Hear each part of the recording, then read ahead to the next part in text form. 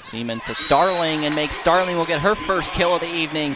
Ball State within 3 points of a set victory.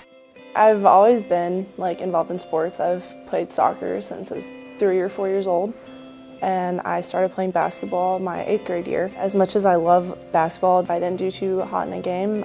I really beat myself up for that, and I had to make the tough choice to kind of realize if I was already being that tough on myself in high school. I know that college basketball, college athletics in general, it's a whole other level. I came in my freshman year only having 2 years of volleyball under my belt, where everybody else had around 8. It was very difficult, not just physically, but I think mentally was the biggest part of learning how to play volleyball for me. Just coming in and knowing everybody else was levels and levels ahead of where I was, that was hard. And even when I was progressing, I would still see that I wasn't at the level that everybody else was at. So it would be hard to take my accomplishments each time instead of just viewing them as you're still behind everybody else. I went to a volleyball camp and at another school, and I had a very negative experience. My mom picked me up from that camp, and we drove straight from that camp up to Muncie. Steve Shondell, gotta love that man. He was texting me and we had been talking, and he was waiting for us when we got here. But I said, well, honey, let's just hear him out. Let's just see what it's like. And Steve Shondell was waiting outside Worthen when we drove up, and he met us, and he took me on a tour, and 2 players took Meg on a tour, and she really liked him. And the next day she said, Mom, I want to stay for this camp, and I want to stay on campus, and I want to give it my all. And I said, okay. And so she did. But Steve had erased every concern we had. He took a chance. He took a big chance on me, and my life would not be what it is today if I weren't at Ball State, and I wouldn't be at Ball State if he hadn't taken the chance on me. He was the person right out the gate that just saw the immense potential that she had, and just knew, because of her work ethic and her just athleticism, he saw what potential that she could truly be.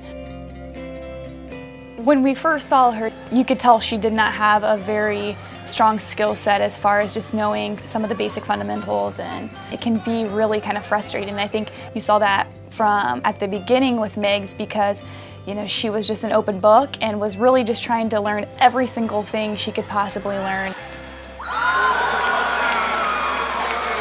She just worked at it so hard. I mean, she was just willing to do whatever it took to just learn and take the small steps. She knew she wasn't going to become a great player overnight. Every single year, Meg's just continued to get better and better, just as Steve had predicted. But a lot of that's just an ode to her work ethic and her want to succeed and get better, and she certainly has done that. It's meant a lot to me personally, knowing, just seeing physical results of all of the hard work that I put into this. And it's meant a lot to me knowing that I can keep making my parents proud, just because they've been along with my journey. Number 21, I could cry. It's what you dream for. It's what you hope for. It doesn't matter. It's watching your kid learn to do something new that they didn't know they could do before.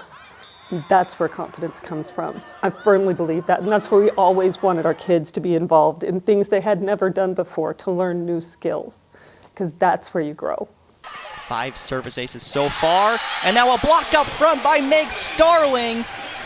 Her 20th solo block on the year. More than anything, her confidence is just what has really set her apart, and it's allowed her skill set and her athleticism to be shining through.